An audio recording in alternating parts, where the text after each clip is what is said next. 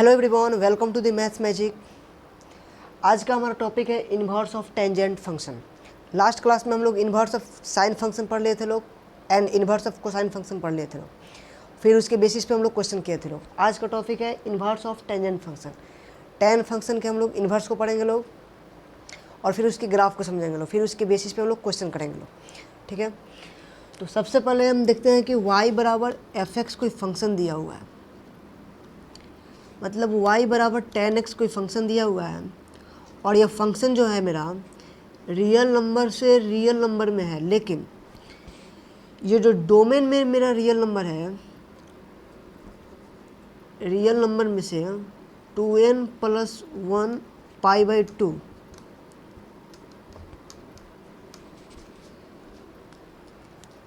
ये जो फंक्शन है y बराबर 10x जो मेरा फंक्शन है, ये फंक्शन का डोमेन जो है रियल नंबर में से 2n+1 π/2 को सब्सट्रैक्ट किया गया है। मतलब मैंने cos x में क्या पढ़ा था, cos x में y बराबर cos x में f जो था रियल नंबर से रियल नंबर में एक मिनिमम फंक्शन हो रहा था। लास्ट क्लास में हम लोग चेक किया था, इसको हम लोग रियल नंबर से रियल नंबर में चेक किया था, लेकिन इसमें हम लोग रियल नंबर में से 2n+1 π/2 को सब्सट्रैक्ट करेंगे। क्यों सब्सट्रैक्ट करेंगे? क्योंकि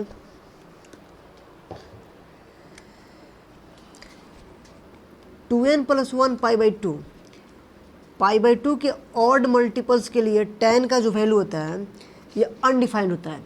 tan का वैल्यू π/2 पर डिफाइंड नहीं होता है। जैसे tan π/2 का वैल्यू क्या होता है? अनडिफाइंड है।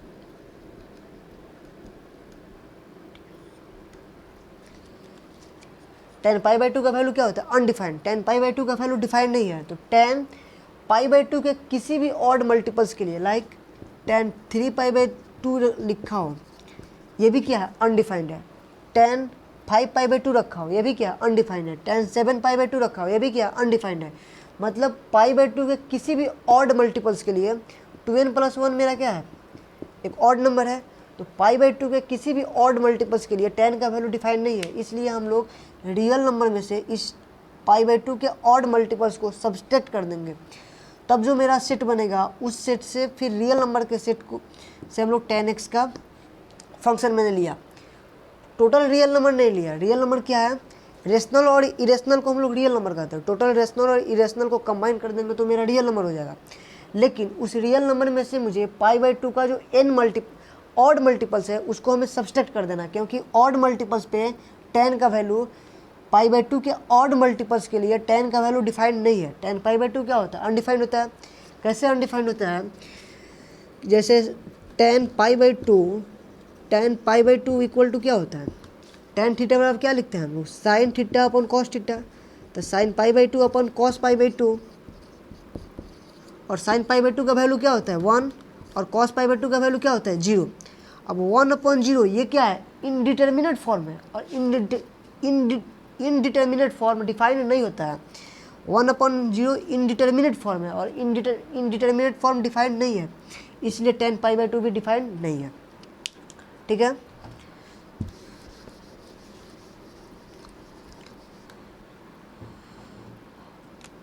f जो है रियल नंबर में से मैं π/2 के ऑड मल्टीपल्स को सब्सट्रैक्ट कर दिया। अब ये मेरा सेट बन गया। ये क्या हो गया? मेरा डोमेन हो गया। ये क्या हो गया? मेरा रेंज हो गया। अब y बराबर 10x एक फंक्शन। अब मैं इस फंक्शन पे चेक करूंगा। लास्ट क्लास में हम लोग देख चुके हैं कि कोई भी फंक्शन का इन्वर्स तभी निकालना पॉसिबल होगा जब वो फंक्शन इन्वर्टिबल होगा, मतलब वो बाइजेक्शन होगा, 1/1 फंक्शन होगा। अब हम लोग इसके लिए चेक करेंगे लोग कि क्या 10x मेरा 1/1 फंक्शन है। अगर ये 1/1 फंक्शन होगा तब यह इन्वर्टिबल होगा और इसका इन्वर्स निकाला जाएगा। तो पहले चेक करते हैं, फिर हम x का वैल्यू पुट करेंगे तो मुझे 10x का वैल्यू अर्थात मुझे y का वैल्यू मिलेगा, ठीक है। तो हम एक एक करके x का वैल्यू पुट करते हैं। जैसे मैं tan 0 रखा तो tan 0 डिग्री का वैल्यू क्या होता है? 0 होता है। tan π/6 रखा तो tan π/6 का वैल्यू क्या होता है? 1/√3। जब मैं tan π/4 रखा तो π/4 का वैल्यू क्या होता है? 1/1। tan π/3 का वैल्यू क्या होता है? √3। tan π/2 क्या है? अनडिफाइंड है, डिफाइंड नहीं है, अनडिफाइंड। फिर इधर देखते हैं tan अब 90 के आगे जाते हैं, tan 120 डिग्री, tan 2π/3, 2π/3 का वैल्यू क्या होता है -√3, tan 2π/3 का वैल्यू क्या होता है -√3। क्यों, यहाँ पे चेक करते हैं, tan 2π/3 इसको कैसे ब्रेक किया जाएगा, tan π-π/3। अब tan π-π/3 किस क्वाड्रेंट में जाएगा, सेकेंड क्वाड्रेंट में। और मैंने लास्ट क्लास में देखा था कि फर्स्ट क्वाड्रेंट में सभी ट्रिग्नोमेट्रिक रेशियो पॉजिटिव होता है, लेकिन सेकेंड क्वाड्रेंट में साइन और कॉसेक पॉजिटिव होता है, थर्ड क्वाड्रेंट में कॉस और सेक पॉजिटिव, थर्ड क्वाड्रेंट में tan और कॉट पॉजिटिव होता है, और फोर्थ क्वाड्रेंट में कॉस और सेक पॉजिटिव होता है, और फर्स्ट में तो सभी ट्रिग्नोमेट्रिक रेशियो पॉजिटिव होता है। तो tan π-θ किस क्वाड्रेंट में जाएगा, सेकेंड क्वाड्रेंट में, और सेकेंड क्वाड्रेंट में कॉस और कॉसेक पॉजिटिव होता है, बाकी सभी ट्रिग्नोमेट्रिक रेशियो नेगेटिव होता है, इसलिए tan क्या होगा, नेगेटिव मेरा होगा। तो tan π-θ बराबर क्या होगा, -tan π/3, मतलब -√3। तो tan 2π/3 बराबर क्या होगा, -√3।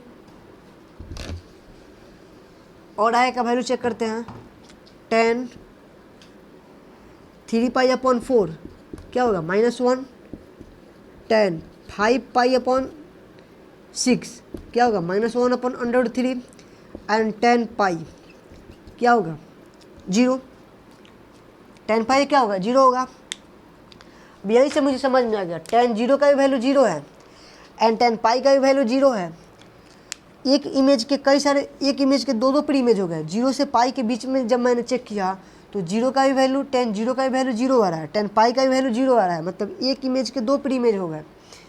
इसका मतलब ये 1-1 फंक्शन है, नो, यह मेरा मेनी वन फंक्शन है, ठीक है। और आगे भी चेक करेंगे, जैसे tan 210 डिग्री का वैल्यू क्या होता है, 1/√3, tan 225 डिग्री का वैल्यू क्या होता है, 1 होता है, tan 240 डिग्री का वैल्यू क्या होता है, ये भी मेरा 1/√3 होता है, एंड tan 270 डिग्री का वैल्यू क्या होता है, ये भी मेरा अनडिफाइंड होता है। इसका मतलब एक इमेज के कई सारे प्री इमेजेस हो रहे हैं, मतलब ये मेनी वन फंक्शन है, 1-1 फंक्शन नहीं है। इसका मतलब tan रियल नंबर में से अगर π/2 के ऑड मल्टीपल्स को सब्सट्रैक्ट कर दिया जाएगा, उसका जो सेट बनेगा, और फिर रियल नंबर के सेट के लिए y बराबर tan x एक मेनी वन फंक्शन है, और मेनी वन फंक्शन का इन्वर्स निकालना पॉसिबल नहीं है, इसलिए ये इन्वर्टिबल नहीं है और इसका इन्वर्स नहीं निकाला जाएगा। तब y बराबर tan x का इन्वर्स कैसे निकाला जाएगा, अब हम लोग इसके डोमेन को फिक्स करेंगे। डोमेन में एक कंडीशन लगाएंगे, कंडीशन क्या लगाएंगे, इसको मिटाते हैं। हमने कंडीशन क्या लगाया,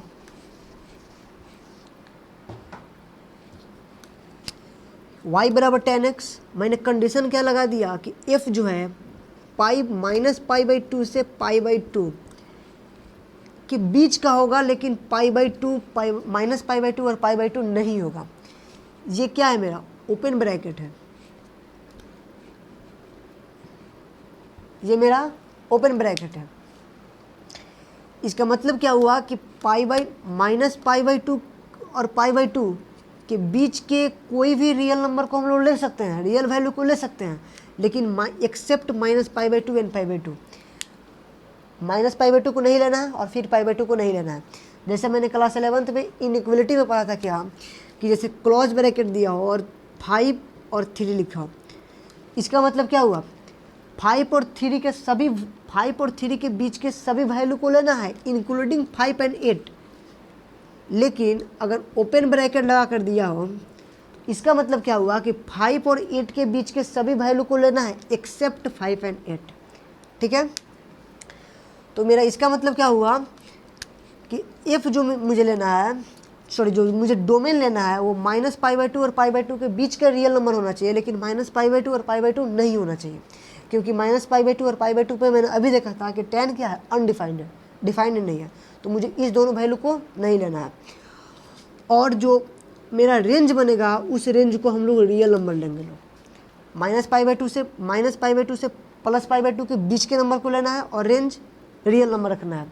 अब इस सेट के लिए मेरा y बराबर tan x क्या हो गया, एक 1-1 ऑन टू फंक्शन हो गया, मतलब इन्वर्टिबल हो गया, और जब ये इन्वर्टिबल हो गया तो ये बाइजेक्शन फंक्शन हो गया, 1 1 ऑन टू फंक्शन हो गया और इसका इन्वर्स निकाला जाएगा। ठीक है,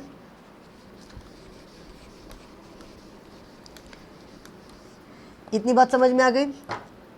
पहले हम लोग क्या रियल नंबर से रियल नंबर में पढ़ा था, एक रियल नंबर में से मैंने π/2 के ऑड मल्टीपल्स को सब्सट्रैक्ट किया था और फिर रेंज को रियल नंबर रखा था, तो उसके लिए मुझे y बराबर 10x एक मिनिमम ऑन टू फंक्शन मिला जो इन्वर्टिबल नहीं है, तो उसका इन्वर्स नहीं निकाला गया। लेकिन अभी मैंने क्या किया कि इसके डोमेन को फिक्स कर दिया कि -π/2 से π/2 के बीच के होगा एक्सेप्ट -π/2 एंड π/2, और रेंज को मैंने रियल नंबर फिक्स कर दिया, तो y बराबर 10x क्या हो गया, एक मेरा 1 1 ऑन टू फंक्शन बन गया, और 1 1 ऑन टू फंक्शन बन गया, इसका मतलब इसका इन्वर्स निकाला जाएगा। ठीक है, अब सबसे पहले y बराबर 10x के हम लोग ग्राफ को समझते हैं। ठीक है, उससे पहले यदि इसका इन्वर्स निकालना पॉसिबल है, 1 1 ऑन टू फंक्शन हो गया तो इसका इन्वर्स कैसे लिखा जाएगा, तो इसका इन्वर्स लिखा जाएगा कि f इन्वर्स रियल नंबर से, अब इसका डोमेन क्या हो जाएगा रियल नंबर, -π/2 से π/2, ये मेरा क्या हो गया रेंज हो गया। तो इसका डिफिनेशन क्या होगा, if tan theta equal to x दिया हो, tan theta equal to x, तो थीटा बराबर क्या होगा tan इनवर्स एक्स।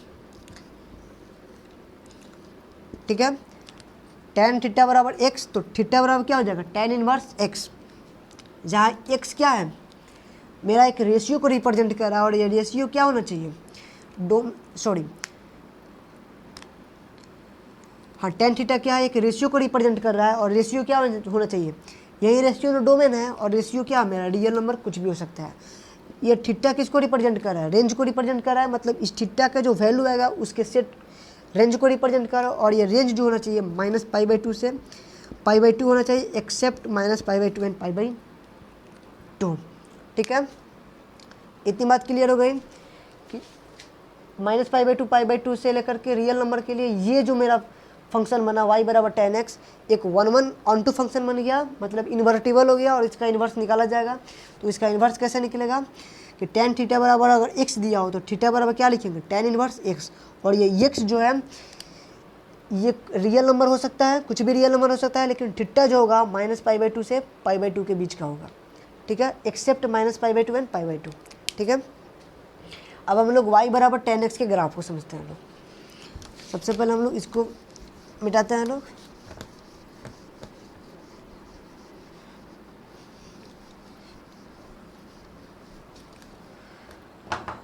और हम लोग यहाँ पे लिखते हैं लोग कि y बराबर 10x।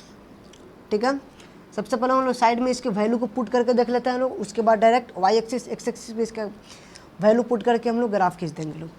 tan 0 का वैल्यू क्या होता है, tan 0 का वैल्यू 0 होता है। tan 30 डिग्री का वैल्यू क्या होता है, tan π/6 का वैल्यू क्या होता है 1/√3। tan π/4 का वैल्यू क्या होता है, मतलब 45 डिग्री का वैल्यू क्या होता है 1। tan 60 का वैल्यू क्या होता है √3। tan 90 का वैल्यू क्या होता है 90 पर अनडिफाइंड है, अनडिफाइंड नॉट डिफाइंड, अनडिफाइंड लिख देते हैं अनडिफाइंड। tan 120 डिग्री पे इसका वैल्यू क्या है -√3। tan 135 डिग्री पे इसका वैल्यू क्या है -1। tan 150 डिग्री पे इसका वैल्यू क्या है -1/√3। एंड tan π 180 डिग्री पे इसका वैल्यू क्या है 0 है। ठीक है, इसके लिए हम लोग ग्राफ खींचते हैं लोग। सबसे पहले मैंने y एक्सिस खींचा, फिर उसके बाद मैंने x एक्सिस खींचा, और ये मेरा ओरिजिन हो गया। ठीक है, ये मेरा y एक्सिस हो गया, ये मेरा x एक्सिस हो गया, ये मेरा y डैश हो गया, ये मेरा x डैश हो गया। ठीक है, अब वैल्यू को पुट करते हैं। tan 0 0 है, मतलब ये यहीं पे रह गया। ठीक है, x एक्सिस पे मैंने किसको रखा, x एक्सिस पे मैंने डोमेन को रखा, y एक्सिस पे किसको रखा रेंज को रखा, मतलब प्री इमेज के सेट को रखा, और x एक्सिस पे प्री इमेज को सेट को रखा। ठीक है, तो tan 0 0 होता है। tan 30 डिग्री क्या होता है 1/√3। tan 30 डिग्री यहाँ पे कहीं होगा, कैसे होगा, ऐसे होगा 1/√3। ठीक है, tan 45 डिग्री क्या होता है 1 होता है, सपोज 1 मेरा यहाँ पे 1 होता है। ठीक है, tan 60 डिग्री क्या होता है √3, थोड़ा सा ऊपर 1 से। tan 90 डिग्री क्या होता है अनडिफाइंड होता है, 90 डिग्री पे अनडिफाइंड होता है। मतलब ये जब मैं इसको मिलाऊंगा ऐसे, इसको जब मैं ऐसे मिलाऊंगा तो 90 पे कैसे चला जाएगा ये, यहाँ पे मेरा पाई/2 है तो पाई/2 पे कैसे चला जाएगा, एकदम वाई एक्सिस के पैरेलल चला जाएगा, अनडिफाइंड है। इन्फिनिटी पे जाके ये वाई एक्सिस को कहाँ कट करेगा, इन्फिनिटी पे। मतलब वाई एक्सिस को कट ही नहीं करेगा, जब इसका वैल्यू डिफाइंड नहीं है तो वाई एक्सिस को कहाँ कट करेगा, इसके पैरेलल चला जाएगा। पैरेलल चले जाने का मतलब क्या हुआ कि इसको इन्फिनिटी पे कट करेगा, और इन्फिनिटी पॉइंट डिफाइंड नहीं है, ठीक है। मतलब ये ग्राफ कैसे जाएगा, वाई एक्सिस के पैरेलल चला जाएगा, पाई/2 पर वाई एक्सिस के पैरेलल चला जाएगा, ठीक है। अब मैं थोड़ा सा और आगे बढ़ता हूँ। 90 से जब मैं 120 डिग्री पे गया तो 120 डिग्री का वैल्यू क्या होता है, -√3, मतलब यहाँ पे कहीं आया, यहाँ पे, ठीक है, -√3, सॉरी, यहाँ पे 1 रखता हूँ, यहाँ पे 1 हो गया और यहाँ पे मेरा -1 हो गया।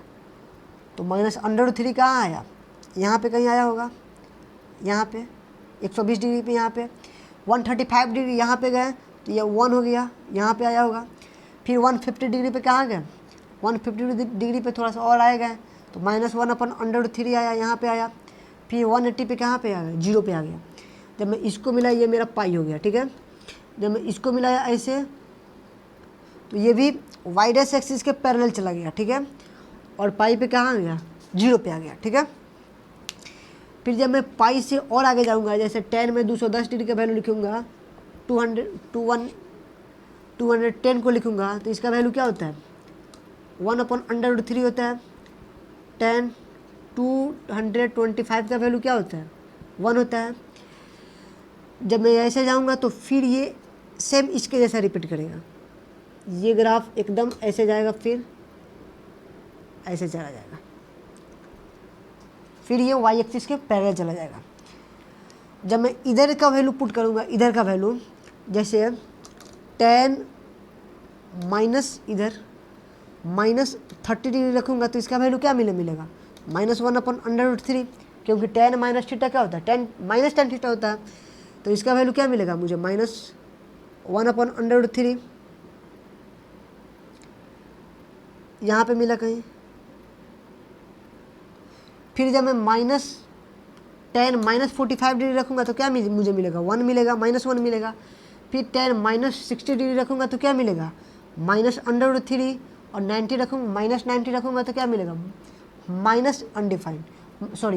-इन्फिनिटी जाएगा, ठीक है, ऐसे चला जाएगा, -इन्फिनिटी पे कट करेगा। मतलब जब मैं 0 से पाई/2 की ओर जा रहा हूँ तो tan x का जो वैल्यू है, जब मैं x एक्सिस पे x का वैल्यू 0 से पाई/2 रख रहा हूँ तो tan x का जो मुझे वैल्यू है वो 0 से पाई/2 की ओर बढ़ता हुआ जा रहा है, 0 से पाई/2 की ओर इंक्रीज होता हुआ जा रहा है, लेकिन पाई/2 पे कट नहीं कर रहा है।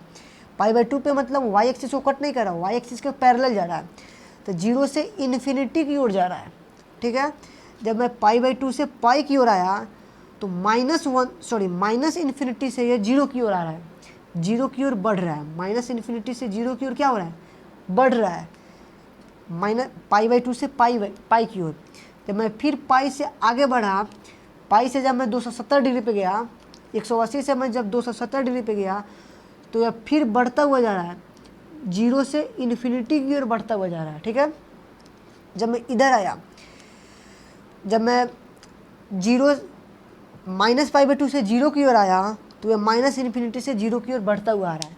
इसका मतलब मैं ग्राफ से देख करके मुझे ये मालूम चल रही है कि tan x भी क्या है, एक मेरा इंक्रीजिंग फंक्शन शो कर रहा है। 0 से पाई/2 की ओर बढ़ रहे हैं, x एक्सिस पे बढ़ रहे हैं, तो y एक्सिस पर भी 0 से इन्फिनिटी की ओर बढ़ रहा है। मतलब tan x का वैल्यू 0 से x का वैल्यू 0 से पाई/2 की ओर बढ़ने पर tan x का वैल्यू 0 से इन्फिनिटी की ओर बढ़ रहा है। मतलब क्या है कि tan x भी मेरा एक इंक्रीजिंग फंक्शन शो कर रहा था। लास्ट क्लास में देखा था कि sin x जो है इंक्रीजिंग फंक्शन शो कर रहा था, बट cos x जो है मेरा एक डिक्रीजिंग फंक्शन शो कर रहा था। ग्राफ पे आगे बढ़ने पर, x एक्सिस पे बढ़ने पर y एक्सिस का वैल्यू क्या हो रहा था, डिक्रीज करता हुआ आ रहा था, 1 से 0 की ओर डिक्रीज करता हुआ आ रहा था। बट tan x का ग्राफ क्या हो रहा है कि 0 से पाई/2 की ओर बढ़ने पर वाई एक्सिस का भी वैल्यू जी बढ़ रहा है, मतलब tan x का भी वैल्यू बढ़ रहा है, 0 से इन्फिनिटी की ओर बढ़ रहा है, मतलब tan x क्या है, मेरा एक इंक्रीजिंग फंक्शन को शो कर रहा है, ठीक है। बट मेरा लिमिट कहाँ से कहाँ तक था, -π/2 से π/2, इसकी कोई आवश्यकता नहीं है, इसको मिटा देते हैं, इसको ही मिटा देते हैं, 90 तक रखते हैं, ठीक है।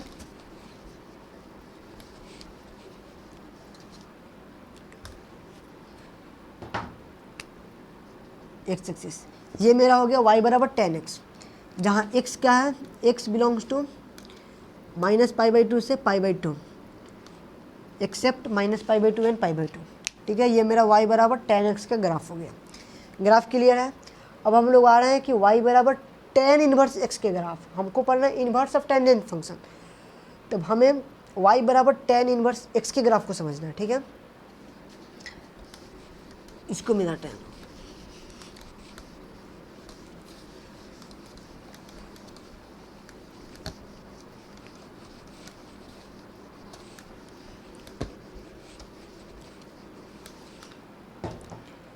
अब हम क्या लिखते हैं, y बराबर tan इनवर्स x।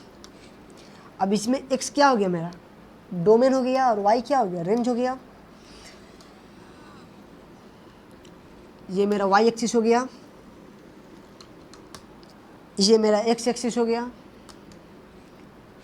ये मेरा x डैश हो गया, y डैश हो गया, और ये मेरा x डैश हो गया, ठीक है। ये मेरा ओरिजिन हो गया।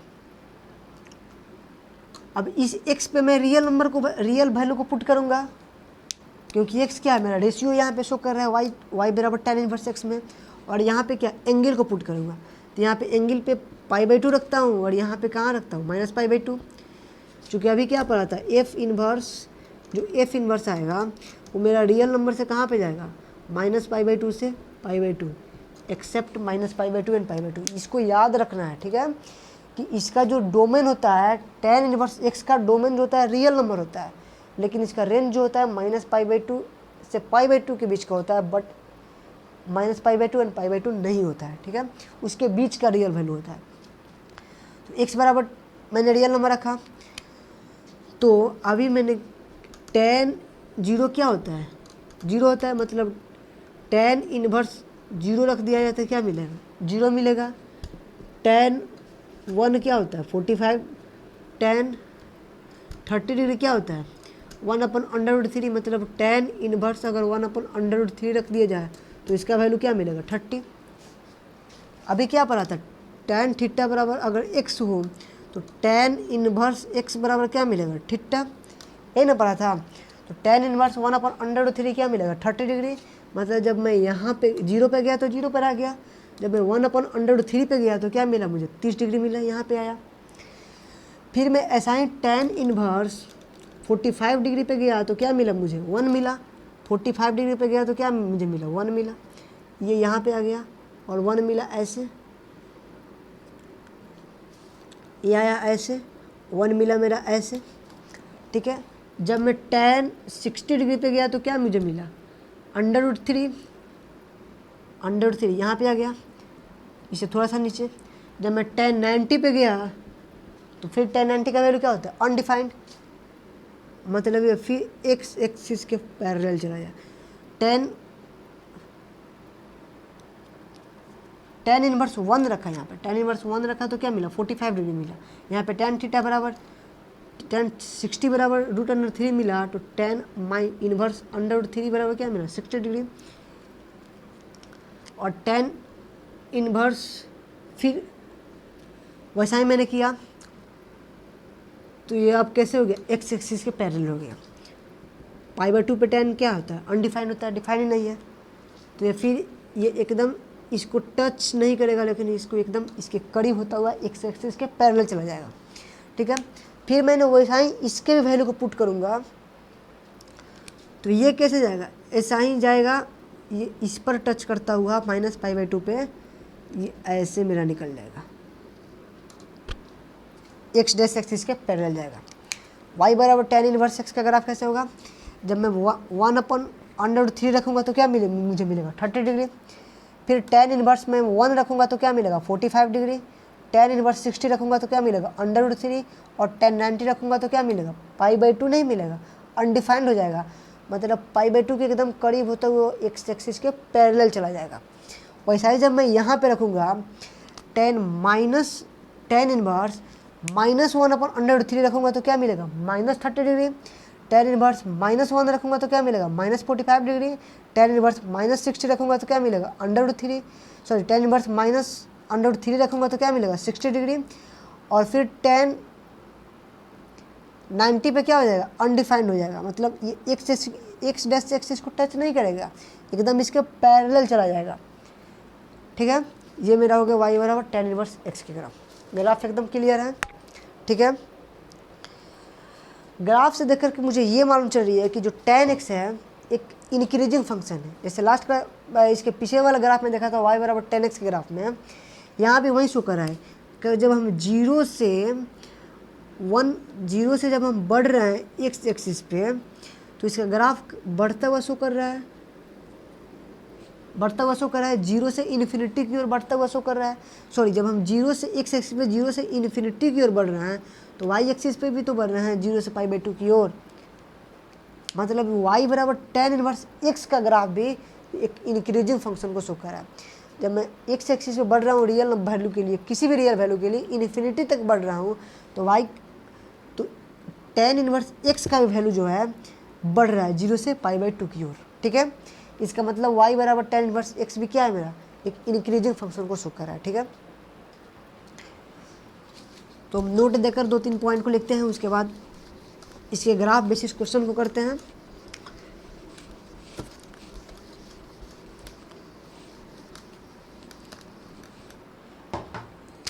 नोट मेरा 1 क्या है कि tan and tan inverse are increasing function. अभी मैंने ग्राफ से भी इसको प्रूफ कर लिया है कि टेन क्या है, टेन एक्स क्या है इंक्रीजिंग फंक्शन शो कर रहा है, और टेन इनवर्स क्या है ये भी एक इंक्रीजिंग फंक्शन शो कर रहा है। ठीक है, जैसे कि अगर θ1 और θ2 दो एंगल दिया हो और θ2 बड़ा हो तो टेन का भी जो रेशियो होगा टेन θ1 जो होगा टेन θ2 से छोटा होगा, इसका मतलब टेन θ2 बड़ा होगा। इसका एग्जाम्पल देख लेते हैं। 30 डिग्री सबसे बेस्ट एग्जाम्पल, 30 डिग्री और 45 डिग्री कौन बड़ा है, ऑब्वियस सी बात है 45 डिग्री बड़ा है। जब इसका टेन का रेशियो लूँगा ten 30 degree and ten 45 degree तो कौन बड़ा होगा 1/√3 1, दोनों में कौन बड़ा है 1 बड़ा है। इसका मतलब ये बात मेरा क्या है सही है। इन्वर्स के लिए भी देख लेते हैं, अगर x1 का कोई रेशियो दिया हो और x2 का कोई रेशियो दिया हो, दोनों में x2 अगर बड़ा है तो टेन इन्वर्स का जो वैल्यू होगा टेन इन्वर्स x1 जो होगा ये मेरा छोटा हो जाएगा टेन इन्वर्स x2 से, मतलब टेन इन्वर्स x2 क्या हो जाएगा बड़ा हो जाएगा।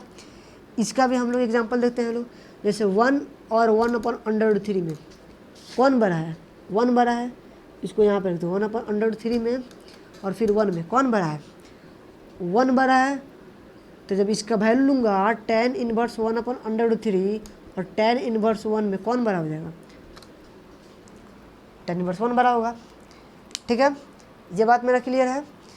मतलब ये क्या मिलेगा 30 डिग्री मिलेगा, ये क्या मिलेगा 45 है ना बड़ा है, तो इसका मतलब ये भी बात मेरा क्या है सही है। तो टेन और टेन इन्वर्स क्या है एक मेरा इंक्रीजिंग फंक्शन है। सेकेंड नोट देकर लिखते हैं कि टेन एक्स का जो मैक्सिमम वैल्यू होता है, सॉरी टेन इन्वर्स एक्स का जो मैक्सिमम वैल्यू होता है वो टेन इन्वर्स एक्स का जो मैक्सिमम वैल्यू होता है वो π/2 होता है और मिनिमम वैल्यू जो होता है -π/2 होता है। ठीक है, नोट देकर लिखते हैं कि maximum value of tan inverse x क्या होता है π/2 and minimum value of tan inverse x क्या होता है -π/2। ठीक है, ये बात मेरा क्लियर है। मैक्सिमम वैल्यू क्या होता है टेन इन्वर्स एक्स का π/2 होता है और मिनिमम वैल्यू क्या होता है -π/2 होता है। ठीक है, लेकिन किस पॉइंट पे π/2 और किस पॉइंट पे -π/2 ये डिफाइंड नहीं है। ठीक है, ये डिफाइंड नहीं है मेरा कि किस पॉइंट पे π/2 होगा मैक्सिमम वैल्यू, ये मेरा डिफाइंड नहीं है, क्योंकि टेन पाई बाई टू पर तो टेन पाई बाई टू तो डिफाइंड नहीं है, ये इसका वैल्यू डिफाइंड नहीं है किस पॉइंट पे माइनस पाई बाई टू होगा और प्लस पाई बाई टू होगा, ये मेरा डिफाइंड नहीं है। लेकिन हाँ इतना डिफाइंड है कि टेन इनवर्स एक्स का जो मैक्सिमम वैल्यू होगा वो पाई बाई टू ही होगा और minimum value minus pi by two ही होगा, ठीक है। लेकिन किस पॉइंट पे होगा ये मेरा डिफाइंड नहीं है, ठीक है।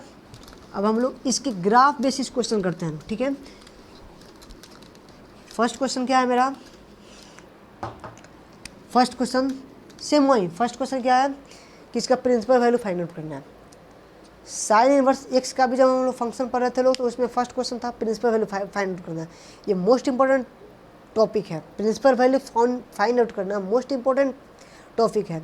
साइन इनवर्स एक्स के लिए मैंने पढ़ा था कि उसका प्रिंसिपल वैल्यू जो होता है माइनस पाई बाई टू से प्लस पाई बाई टू के बीच होता है, और कॉस इनवर्स एक्स का जो मैक्सिमम जो प्रिंसिपल वैल्यू होता है वो 0 से पाई के बीच होता है, और टेन इनवर्स एक्स का जो प्रिंसिपल वैल्यू होता है वो भी माइनस पाई बाई टू से पाई बाई टू के बीच होता है। लेकिन पाई बाई टू और माइनस पाई बाई टू को इंक्लूड नहीं करना है, except minus pi by two and pi by two, ठीक है। क्वेश्चन आता है ना, find the principal value of given function. Question number एक क्या है,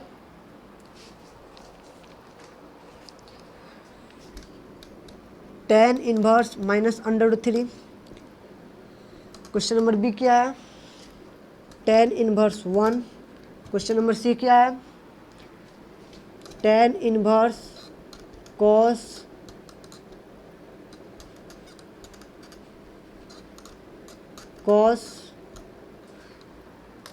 पाई बाई टू। सॉल्यूशन। अब तक तो आपको लोगों को बिल्कुल प्रिंसिपल वैल्यू फाइंड आउट करना मालूम हो गया होगा, दो रेशियो का हम लोग पढ़ चुके हैं ना। इसको देखते हैं ना, सेम वैसा ही करना है, फार्मूला लिखना है क्या कि टेन थीटा बराबर, इफ टेन थीटा बराबर एक्स दिया हो तो थीटा बराबर क्या होता है, टेन इनवर्स एक्स, ठीक है। इसको यहाँ पे लिखते हैं, ठीक है। तो थीटा बराबर क्या होता है, टेन इनवर्स एक्स। अगर टेन थीटा बराबर एक्स दिया हो तो थीटा बराबर टेन इनवर्स एक्स, अगर थीटा बराबर टेन इनवर्स एक्स दिया हो तो टेन थीटा बराबर क्या होगा, एक्स। ये दोनों बात एक दूसरे के लिए सही है, ठीक है। तो फर्स्ट क्वेश्चन क्या है कि tan inverse minus under root three, तो tan inverse minus under root three को हम लोग क्या लिख सकते हैं, थीटा। मतलब जो ये वैल्यू देगा टेन इनवर्स कुछ भी रहे, ये वैल्यू क्या देगा, एक एंगल को रिप्रेजेंट कर रहा है, तो जो वैल्यू देगा वो एंगल का वैल्यू देगा, तो इतना बराबर थीटा लिखते हैं। तो फिर हम लोग इस फॉर्मूला पे आते हैं, थीटा बराबर टेन इनवर्स एक्स, तो टेन थीटा बराबर क्या होगा, एक्स। तो टेन थीटा बराबर क्या होगा, माइनस अंडर रूट थ्री। अब टेन के किस, थीटा के किस वैल्यू के लिए टेन का ratio minus under root three होता है, 120 डिग्री के लिए, मतलब 2 पाई अपॉन थ्री थीटा। हो तो गया, ठीक है। क्वेश्चन नंबर बी पे आते हैं लोग, ठीक है। बी क्या है, टेन इनवर्स वन। वैसा ही करेंगे लोग, लिखेंगे लोग टेन इनवर्स वन बराबर क्या, थीटा।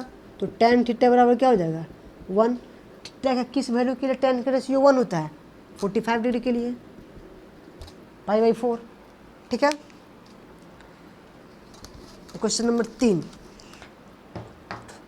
क्वेश्चन नंबर सी क्या है, tan inverse cos pi by two. Cos pi by two का वैल्यू क्या होता है, 0। टेन इनवर्स क्या हो जाएगा, tan inverse cos pi by two का वैल्यू क्या होता है, कॉस पाई बाई टू का वैल्यू क्या होता है, 0 होता है। तो ये क्या हो जाएगा, 0। टेन इनवर्स 0 क्या होता है, 0, ठीक है। ये मेरा क्लियर हो गया। इसमें का एक क्वेश्चन हम लोग होमवर्क लिखते हैं लोग, ठीक है, यहीं पे लिखते हैं लोग।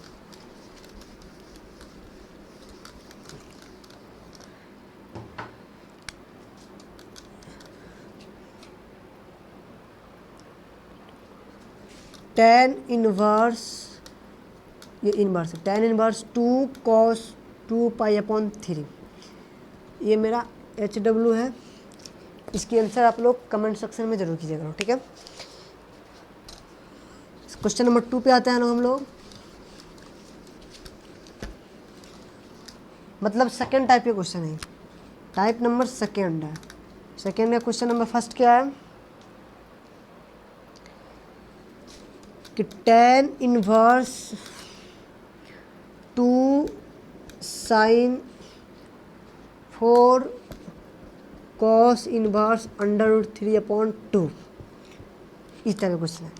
हम लोग जितने ट्रिग्नोमेट्रिक रेशियो का इन्वर्स पढ़ लिए हैं लोग, अब हम लोग सबका यूज एक साथ करते हुए फार्मूला निकालेंगे, उसका सॉल्यूशन निकालेंगे। ठीक है, इसका सॉल्यूशन निकालना है, इसका भी हम लोग सॉल्यूशन करना है। ठीक है, इसको सॉल्व करना है। ठीक है, इसको कैसे करेंगे लोग, एकदम ईजी है।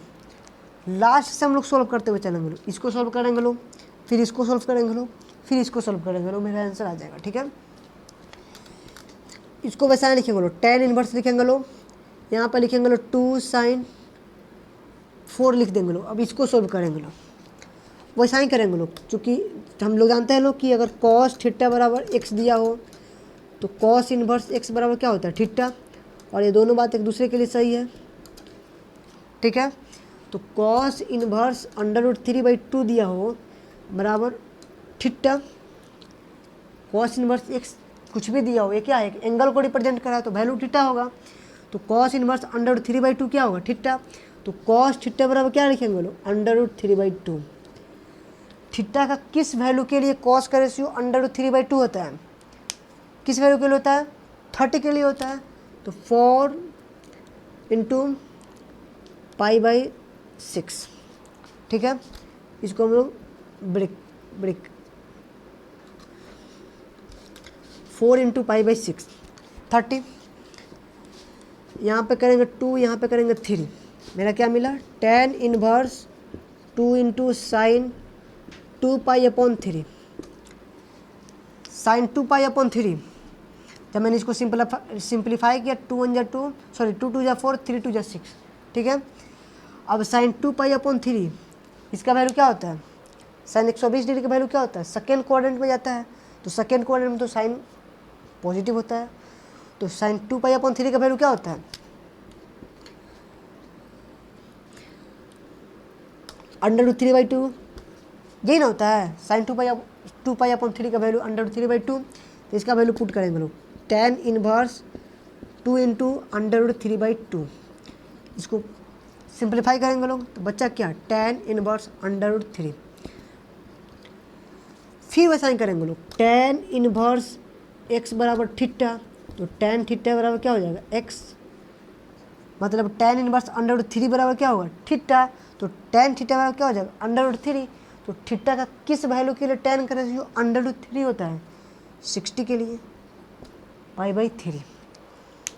ठीक है, आई क्वेश्चन समझ में। मैंने क्या किया, सबसे पहले लास्ट से सॉल्व करता चला, cos इनवर्स √3/2, हम जानते हैं cos थीटा बराबर x, तो cos इनवर्स x बराबर क्या होगा, थीटा। ये दोनों बात एक दूसरे के लिए अपोजिट है, मतलब अगर इतना दिया हो तो इतना और इतना दिया हो तो इतना। तो cos इनवर्स √3/2 का वैल्यू क्या होगा, π/6। जब इसको सिंप्लीफाई किया तो क्या 2π/3 मिला। sin 2π/3 का वैल्यू क्या होता है, √3/2, तो 2 × √3/2, 2 से 2 कैंसिल हो गया, तो बचा tan इनवर्स √3। थीटा किस वैल्यू के लिए tan का रेशियो √3 होता है, तो π/3 के लिए। ठीक है, इसके बेसिस पे हम लोग एक क्वेश्चन होमवर्क लेते हैं लोग। ठीक है, अब तक हम लोग इसके बहुत सारे क्वेश्चन इस टाइप के क्वेश्चन कर लिए हैं, कॉस में भी किए थे लोग, साइन के रेशियो में किए थे लोग। अब तक ये क्वेश्चन बिल्कुल आप लोगों को क्लियर हो गया होगा। इस पे हम लोग एक होमवर्क लेते हैं लोग। HW क्या है, मोस्ट इम्पोर्टेंट ये क्वेश्चन है, tan inverse -1/√3 plus tan inverse -√3 plus tan inverse sin -π/2। ये मोस्ट इम्पोर्टेंट क्वेश्चन है, ये आप लोग का होमवर्क है। ठीक है, इसको क्वेश्चन को जरूर टच कीजिएगा लोग। ठीक है, ये बहुत इंपॉर्टेंट क्वेश्चन है, इसमें सभी को मिक्स करके दिया गया है, साइन भी दिया गया है, फिर tan भी दिया गया है। ठीक है, चलिए अब tan इनवर्स का सबसे important question, most important question क्या है? मोस्ट इम्पोर्टेंट क्वेश्चन है ये, स्टार लगाकर क्वेश्चन क्या है? क्वेश्चन नंबर कह रहा है कि which is greater then tan 1 and tan 1 and tan inverse 1, tan inverse 1। ये मोस्ट इंपोर्टेंट क्वेश्चन है कि क्वेश्चन क्या है कि which is greater then tan 1 and tan inverse 1, tan 1 और tan इनवर्स 1 में कौन बड़ा है? ये बहुत ही इंपॉर्टेंट क्वेश्चन है कि tan 1 और tan इनवर्स 1 देखने में एकदम एक जैसा लग रहा है कि tan 1 और tan इनवर्स 1 मतलब tan 1 एंड tan इनवर्स 1, इसमें कौन बड़ा है? tan 1 और tan इनवर्स 1 में कौन बड़ा है? अब अलग से कोई देखेगा तो क्या बोल देगा कि tan इनवर्स 1 क्या है? π/4 है, इसका मतलब tan इनवर्स 1 बड़ा है। लेकिन नहीं, इसमें tan 1 और tan इनवर्स 1 में कौन बड़ा है? इसको सोल्व करके देखना है, इसमें बड़ा कौन है? tan 1 बड़ा है। और ऐसा नहीं मार देना है कि tan इनवर्स 1 बराबर होता है π/4, तो π/4 बड़ा हो जाएगा, लेकिन नहीं, इसको हम लोग सोल्व करते हैं लोग, ठीक है? इस क्वेश्चन को करके देखते हैं लोग कौन बड़ा है, ठीक है? सॉल्यूशन,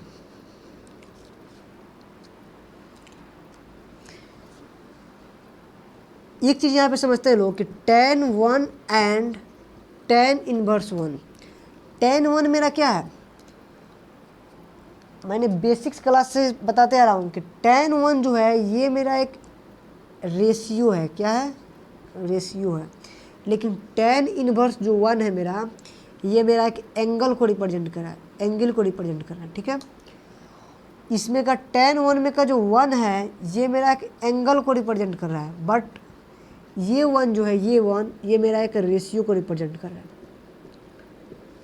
ये बात क्लियर है कि tan 1 का जो tan 1 जो है पूरा tan 1 एक मेरा रेशियो को रिप्रेजेंट कर रहा है, लेकिन tan इनवर्स 1 जो है ये मेरा एक एंगल को रिप्रेजेंट कर रहा है। tan 1 जो है मेरा एक एंगल है और tan इनवर्स 1 क्या है? एक मेरा रेशियो है, ठीक है? अब हम लोग इसको सोल्व करते हैं।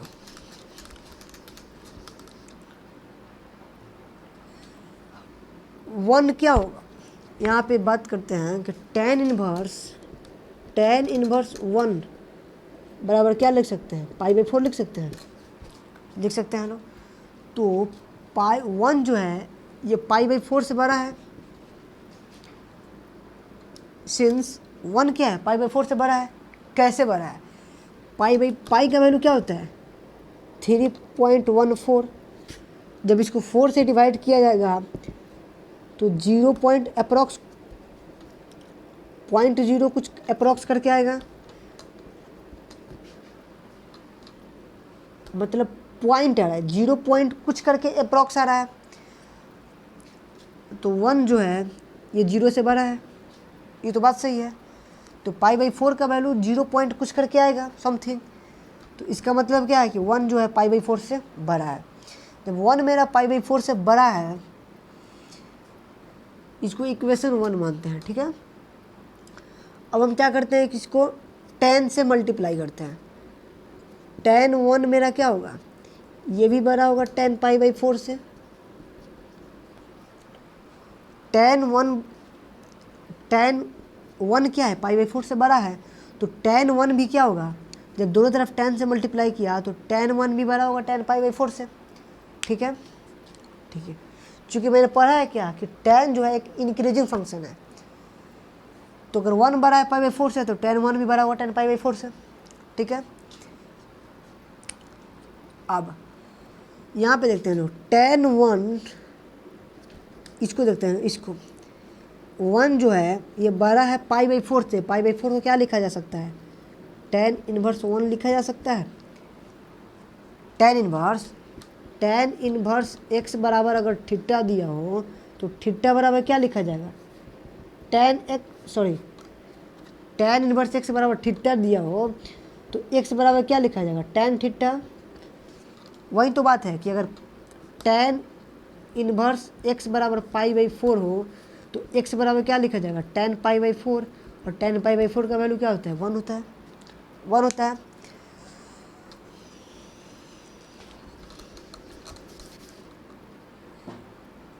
तो tan इनवर्स 1 के जगह पर π/4 के जगह पर क्या लिखा जा सकता है, tan इनवर्स 1 लिखा जा सकता है, लिखा जा सकता है। अब यहाँ से चीज़ देखते हैं,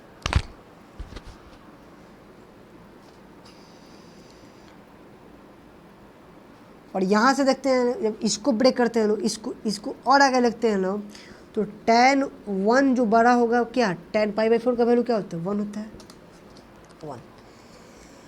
1 क्या है, π/4 से बड़ा है।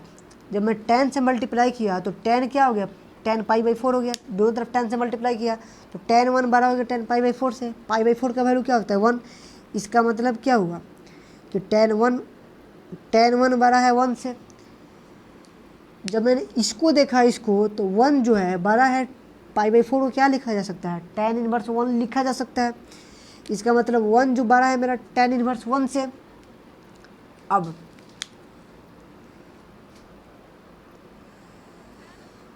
1 बड़ा है π/4 से और 1 बड़ा है tan इनवर्स 1 से, लेकिन tan 1 किससे बड़ा है, 1 से।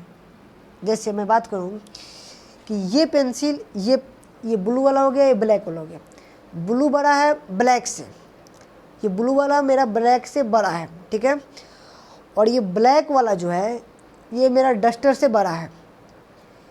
ब्लू वाला ब्लैक से बड़ा है, ठीक है, और ब्लैक वाला जो है डस्टर से बड़ा है। तो हम कह सकते हैं कि ब्लू वाला डस्टर से बड़ा है, ठीक है। वही कॉन्सेप्ट यहाँ पे लगाएंगे कि 1 बड़ा है π/4 से, π/4 से मतलब 1 जो है π/4 से बड़ा है, और 1 जो है tan इनवर्स 1 से बड़ा है। π/4 को tan इनवर्स 1 लिखा जा सकता है। 1 जो है मेरा π/4 से बड़ा है, और 1 जो है tan इनवर्स 1 से भी बड़ा है, लेकिन 1 जो है tan 1 से छोटा है, मतलब tan 1 से बड़ा है। इसका मतलब हम लोग कह सकते हैं लोग कि tan 1 जो है ये मेरा tan इनवर्स 1 से बड़ा है। प्रूव्ड हो गया, ठीक है। 1 जो है π/4 से बड़ा है और 1 जो है tan इनवर्स 1 से बड़ा है, लेकिन tan 1 क्या है, 1 से बड़ा है, इसलिए tan 1 जो है tan इनवर्स 1 से बड़ा हो गया। ये डस्टर, ये ब्लू वाला जो मार्कर है, ये ब्लैक वाला मार्कर से बड़ा है, लेकिन ब्लैक वाला मार्कर इस डस्टर से बड़ा है। तो हम कह सकते हैं कि ब्लू वाला मार्कर डस्टर से बड़ा होगा। वही कंसेप्ट यहाँ पर लगा है। 1 जो बड़ा है π/4 से, 1 जो है tan इनवर्स 1 से बड़ा है, तो tan 1 जो है 1 से बड़ा है। तो हम कह सकते हैं कि tan 1 tan इनवर्स 1 से बड़ा है, ठीक है। तो इसलिए कौन बड़ा होगा, tan 1 बड़ा होगा। tan इनवर्स 1 बड़ा नहीं होगा, tan 1 बड़ा होगा, ठीक है। ये क्वेश्चन क्लियर हो गई एकदम। इस क्वेश्चन को फिर दोबारा आप रिपीट करके देख सकते हैं लोग। क्वेश्चन बहुत इजी है, लेकिन बहुत इंपॉर्टेंट क्वेश्चन है। ये माइंड गेमिंग क्वेश्चन है कि tan 1 और tan इनवर्स 1 में कौन बड़ा है। कोई भी कंफ्यूज हो जाएगा कि tan इनवर्स 1 π/4 है तो π/4 बड़ा हो जाएगा, लेकिन नहीं, हमने प्रूफ करके देखा तो क्या मिला, tan 1 बड़ा है। तो tan 1 और tan इनवर्स 1 में कौन बड़ा है, tan 1 बड़ा है, ठीक है। अब इसका एक और मोस्ट इंपॉर्टेंट क्वेश्चन देखते हैं लोग। इसका एक और मोस्ट इंपॉर्टेंट क्वेश्चन क्या है, क्वेश्चन नंबर 2, इसी का मोस्ट इंपॉर्टेंट क्वेश्चन का।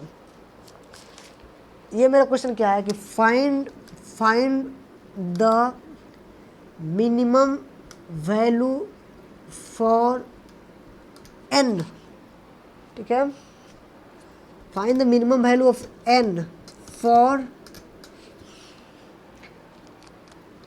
विच tan inverse n pi is greater than π/4, ठीक है, where n belongs to natural number, ठीक है। ये भी बहुत ही इंपॉर्टेंट क्वेश्चन है। क्वेश्चन क्या है कि मुझे इस n का जो है मिनिमम वैल्यू फाइंड आउट करना है। इस n का मिनिमम वैल्यू फाइंड आउट करना है। जो मेरा रिलेशन दिया tan inverse n pi is greater than π/4, तो इस n का मिनिमम वैल्यू फाइंड आउट करना है। जहाँ n क्या है, एक नेचुरल नंबर है, ठीक है। मैक्सिमम वैल्यू तो कुछ भी हो सकता है, मुझे मिनिमम वैल्यू फाइंड आउट करना है, ठीक है। इस क्वेश्चन को कैसे करेंगे, ये भी बिल्कुल इजी क्वेश्चन है, बस ये भी एकदम माइंड गेमिंग क्वेश्चन है। जैसे लास्ट क्वेश्चन देखे हम लोग, 10 1 और 10 इनवर्स 1 में कौन बड़ा है, 10 1 बड़ा है। उसी तरह इसमें ये बड़ा दिया है, लेकिन इसमें मुझे मिनिमम वैल्यू फाइंड आउट करना है, n का मिनिमम वैल्यू क्या होगा, ठीक है। हम लोग लिखते हैं लोग, since tan inverse n pi is greater than pi by 4, question में गिवन है, ठीक है। मैंने क्या किया, दोनों तरफ tan से मल्टीप्लाई करा दिया, multiply by tan on both side.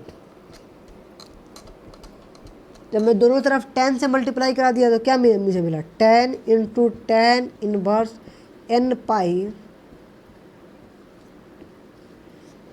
Is greater then tan pi by 4, ठीक है। जब tan से मल्टीप्लाई किया तो क्या मुझे मिला, tan into tan inverse n pi is greater then tan pi by 4। अब tan पाई बाई 4 का वैल्यू क्या होता है, 1 होता है। और जब हम लोग इस पूरे ट्रिग्नोमेट्रिक रेशियो के ग्राफ को पढ़ लेंगे लोग, तो हम लोग एक एक करके इन्वर्स ट्रिग्नोमेट्री के प्रॉपर्टी को पढ़ेंगे लोग। और प्रॉपर्टी में हमें एक चीज़ पढ़ना है कि tan इंटू tan इन्वर्स कुछ भी दिया हो, यहाँ पे x दिया हो, तो वैल्यू क्या मिलता है, tan इन्वर्स tan कट जाता है, वैल्यू क्या मिलता है, x मिलता है, ठीक है। अगर sine into sine inverse x दिया हो तो इसका वैल्यू क्या होता है, x से होता है, ठीक है। ये हम लोग प्रॉपर्टी में देखेंगे लोग, इसको प्रूफ करके देखेंगे लोग कैसे होता है, ठीक है। अभी फ़िलहाल के लिए हमें फॉर्मूला जान गए कि tan और tan इनवर्स कट जाएगा, क्या मुझे मिलेगा, n pi is greater then tan pi by 4 क्या होता है, 1 होता है, ठीक है। जब मैं और इसको सिंपलीफाई करूँगा यहाँ पे, तो n इज ग्रेटर देन क्या, पाई।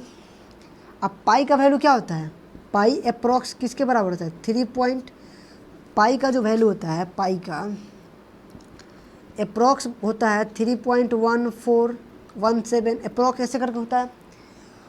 अब ये कह रहा है कि n का वैल्यू पाई से बड़ा होगा, मतलब 3.1417 से बड़ा होगा, ठीक है, से बड़ा होगा। इसका मतलब 3.1417 से बड़ा होगा, इसका मतलब क्या होगा कि n का मिनिमम जो वैल्यू होगा वो मेरा क्या होगा, 4 होगा, ठीक है।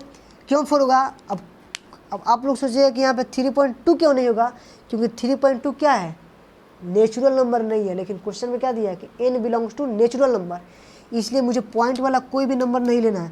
तो इसके बाद एक परफेक्ट नंबर कब बनेगा, एक परफेक्ट नंबर 4 बनेगा। 3 पॉइंट समथिंग के बाद परफेक्ट नंबर 4 ही ना बनेगा, तो इसका n का मिनिमम वैल्यू क्या होगा, 4 होगा, ठीक है। ये क्वेश्चन समझ में आ गई। मुझे फाइंड आउट करना है n का मिनिमम वैल्यू। मुझे कंडीशन दिया है कि tan inverse n pi is greater than pi by 4। मैंने कुछ नहीं किया, दोनों तरफ tan से मल्टीप्लाई किया। और ये मेरा एक प्रॉपर्टी होता है कि tan इंटू tan इनवर्स अगर कुछ भी दिया हो तो ये tan इनवर्स tan खत्म हो जाता है, बस इतना ही बच जाता है, n पाई। हम लोग प्रॉपर्टी में पढ़ेंगे लोग, इसको प्रूफ करके देखेंगे लोग, ठीक है। तो n pi is greater then tan pi by 4 का वैल्यू क्या होता है, 1। तो n is greater than pi, और पाई का वैल्यू क्या होता है, 3.17। लेकिन यह कह रहा है कि n बड़ा है पाई से, इसका मतलब n का मिनिमम वैल्यू क्या होगा, 4 होगा, ठीक है। मतलब n पाई से बड़ा है, इसका मतलब n का वैल्यू 4 भी हो सकता है, 5 भी हो सकता है, 6 भी हो सकता है, 7 भी हो सकता है, कुछ भी हो सकता है।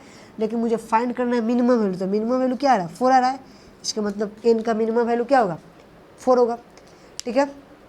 आई होप डैट आप लोगों को y बराबर tan इनवर्स tan x और tan इनवर्स x का ग्राफ बिल्कुल क्लियर होगा। मैंने जो आज इंपॉर्टेंट क्वेश्चन कराया वो भी क्लियर होगा। तो मिलते हैं नेक्स्ट वीडियो में, तब तक के लिए good night, bye and thank you.